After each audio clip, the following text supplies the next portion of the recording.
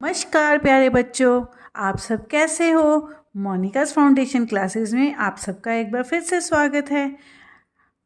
हमारी पहली की कक्षा थी उसमें हमने एक कविता की थी जिसका नाम था जगमगाते तारे, जो कि कक्षा 1 की है, पुस्तक वाटिका से ली गई है। और आज हम इसी कविता की जो है अभ्यास कार्य वो करने जा रहे हैं। चलिए एक बार से हम कविता को दोबारा पढ़ते हैं ताकि हमारी जो अभ्यास है वो करने में हमें आसानी हो। आइए शुरू करते हैं।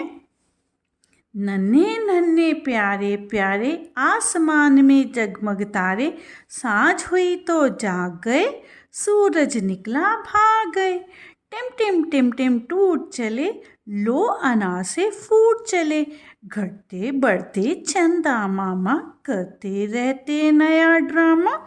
तारों की दुनिया न्यारी, आसमान में बनी फुलवारी, गोल गोल चांदी के गोले, आसमान में डगमग डोली। चलिए अब इसका अभ्यास कार्य शुरू करते हैं, तो बनिए रहिए मेरे साथ। अगर आपने मेरी पहले ये कविता वाली वीडियो नहीं देखी तो इसका लिंक मैं आपको डिस्क्रिप्शन बॉक्स में शेयर कर दूँगी। तो मैं उम्मीद करती हूँ कि आप मेरे साथ बनिए रहिए और मैं इसके आगे के जो पार्ट हैं वो भी हम करेंगे। तो आप रोज़ाना मेरी वीडियोस ज़रूर देखें। अगर आपको कोई चीज़ समझ नहीं आती है या कुछ मेरे में कमी है तो आप मुझे कमेंट सेक्शन में लिख सकते हैं। आइए हम आगे अभ्यास कार्य शुरू करें। सबसे पहले है अभ्यास पढ़कर समझिए। ये है शब्दार्थ, ये होते हैं शब्द और उनके अर्थ होते हैं। इसको हम सेम मीनिंग भी कह सकते हैं, यानी कि आसमान को हम और क्या कह सकते हैं, आसमान को हम आकाश भी कहते हैं। सांझ, सांझ मीन्स शाम। फुलवारी, फुलवारी क्या होती है, बगिया। जगमग, चमकते। न्यारी, अनोखी। ड्रामा, नाटक। नेक्स्ट है निम्नलिखित प्रश्नों के उत्तर दीजिए। आसमान में कौन जगमगाता है? आसमान में तारे जगमगाते हैं। आसमान में तारे जगमगाते हैं।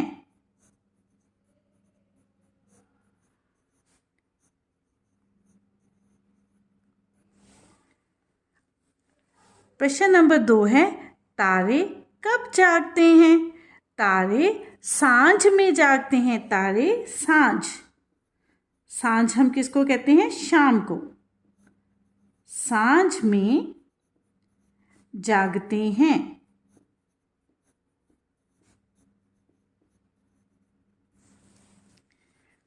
अगला प्रश्न है हमारा, आसमान में कौन घटता बढ़ता रहता है? आसमान में चंदा मामा घटता बढ़ता रहता है। आसमान में चंदा मामा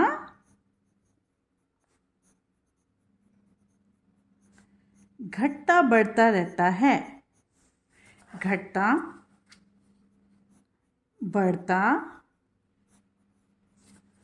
रहता है।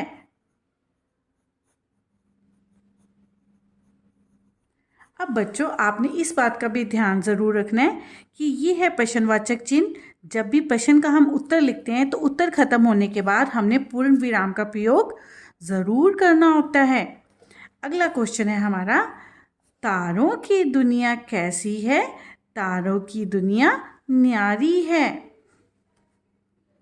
आदा न यकवा रको ई, न्यारी है। और बच्चों मात्राएं तो बहुत आसान है। अगर आपको अभी भी मात्राओं में कोई डाउट है तो आप मेरी प्रीवियस वीडियोस भी देख सकते हैं जो कि मैंने पहले अपलोड कर दी हुई हैं, और उनका लिंक मैं आपको डिस्क्रिप्शन बॉक्स में शेयर कर दूंगी। तो आप वहां से मेरी प्रीवियस वीडियोस भी देख सकते हो जहां पर मैंने मात्राओं का बताया था। और अगर आपको कोई क्वेरी है या कोई भी क्वेश्चन है तो आप कमेंट सेक्शन में मुझे पूछ सकते हो। मैं हर कमेंट का आपको जवाब ज़रूर दूंगी। अब यह है खाली स्थान भरिए। ये है नन्हे नन्हे। कविता हमने पढ़ी है, नन्हे नन्हे प्यारे प्यारे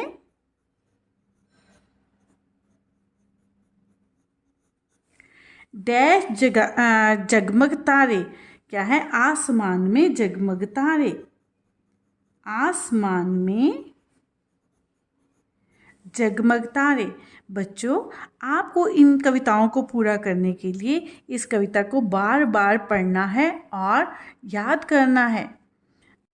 सांझ हुई तो जाग गए, सांझ हुई तो जाग गए, डैश तो भाग गए, सूरज निकला भाग गए, सूरज निकला भाग गए। तारों की दुनिया सारी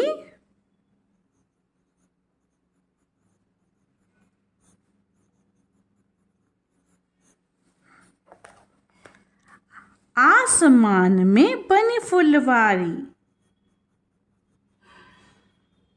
आसमान में बनी फुलवारी, गोल गोल चांदी के गोले, चांदी के गोले, आसमान में डगमग डोले, आसमान में डगमग डोले। अब अगला है वाक्य बनाइए। पहला है आसमान। आज आसमान साफ है। ये छपने में पुस्तक के छपने में गलती हो गई है, तो आसमान का यहाँ पर लिखा हुआ है, ये है आसमान। आज आसमान साफ है।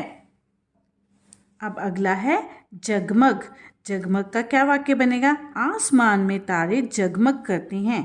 तो मैं इसके लिए यहाँ पर लिख देती हूँ एरो बनाकर, आसमान में तारे जगमग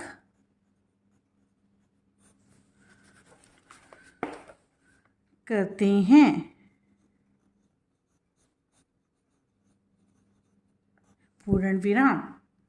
अब अगला है फुलवारी। फुलवारी का मतलब होता है बगिया, तो हम इसका कोई भी वाक्य बना सकते हैं। फुलवारी में, फुलवारी में फूल खिले हैं, फूल खिले हैं। आइए अब आगे बढ़ते हैं। एक से अनेक बनाइए। एक मीन्स एक सिंगल चीज, अनेक मीन्स ज़्यादा। एक मीन्स एक वस्तु, अनेक मीन्स ज़्यादा सारी। तो जैसे कि यह तारा एक होता है, और तारे जब हम एक से अनेक बनाते हैं, इसको हम वचन बदलो भी कहते हैं। जैसे कि एक होता है तारा, ज़्यादा क्या होते हैं? तारे। एक होता है तो गधा, ज़्यादा होते हैं तो गधे। एक होता है तो मुर्गा, ज़्यादा होते हैं तो मुर्गे। एक होता है तो बच्चा, ज़्यादा होते हैं तो बच्चे। एक होता है तो घोड़ा, ज़्यादा होते हैं तो घोड़े। एक होता है तो गोला, ज़्यादा होता है तो गोले। सो ये है हमारे एक से अनेक बनाइए। तारा, तारे, गधा, गधे, मुर्गा, मुर्गे, बच्चा, बच्चे, घोड़ा, घोड़े, गोला, गोले। अब अगला पढ़ते हैं। दिए गए शब्दों में ए व ए की मात्रा लगाकर पुनः लिखिए। पुनः मीन्स दोबारा। तो अब ये क्या है? नन्ह लिखा है तो नन्हे। सर, सैर। अब ये तार है तो कौन सी मात्रा लगेगी? तारे। तो कौन सी मात्रा लगेगी? ए ए। ये हमारी है ए की मात्रा और ये है हमारी ए की मात्रा। तार का क्या बन गया? तारे। बल से क्या बनता है? बैल। अब हमने कौन सी मात्रा लगाई है? ए की। ए की मात्रा और ये है हमारी ए की मात्रा। अब यह पढ़, पढ़ का क्या बन जाएगा हमारा? पेड़, कौन सी मात्रा लगी? ए की। मल का मैल, कौन सी मात्रा लगी? ए की। अब आप जरा बोलकर देखो, ए ए। चलिए आगे समझें, पढ़िए और समझिए।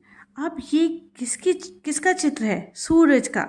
सूरज को हम कई नामों से बुलाते हैं, सूरज, सूर्य, रवि।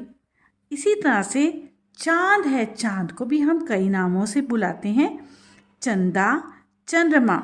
इसी तरह से आसमान को हम गगन और आकाश भी कहते हैं। इसी तरह से जब हम कोई भी शब्द, उसके जब अनेक नाम होते हैं, उनको हम कौन से शब्द कहते हैं? पर्यायवाची शब्द। क्या होते हैं पर्यायवाची शब्द? ये सभी शब्द एक दूसरे के समान अर्थ देते हैं अथवा वे इनके कई कई नाम हैं, जैसे ऐसे शब्द पर्यायवाची शब्द कहलाते हैं। ये सूरज के पर्यायवाची हो गए, सूरज, सूर्य, रवि, यानी कि तीनों का मीनिंग सेम है। इनके या हम ये कह सकते हैं, सूरज को हम सूर्य भी कहते हैं, सूर्य और रवि भी कहते हैं। इसी तरह से चांद को हम चंदा और चंद्रमा भी कहते हैं, आसमान को हम गगन और आकाश भी कहते हैं। तो इन शब्दों को हम क्या कहते हैं? पर्यायवाची शब्द। तो बच्चों, आप मुझे बताइए, आप सबको मेरी कक्षाएं कैसी लग रही हैं? अगर आपको अच्छी लग रही हैं तो प्लीज़ मेरी वीडियोस को सब्सक्राइब करना मत भूलिए। कमेंट और शेयर कर सकते हैं आप कमेंट करके बता सकते हैं कि आपको इसमें आनंद आ रहा है या नहीं। मिलते हैं अपनी अगली कक्षा में, तब तक के लिए नमस्कार।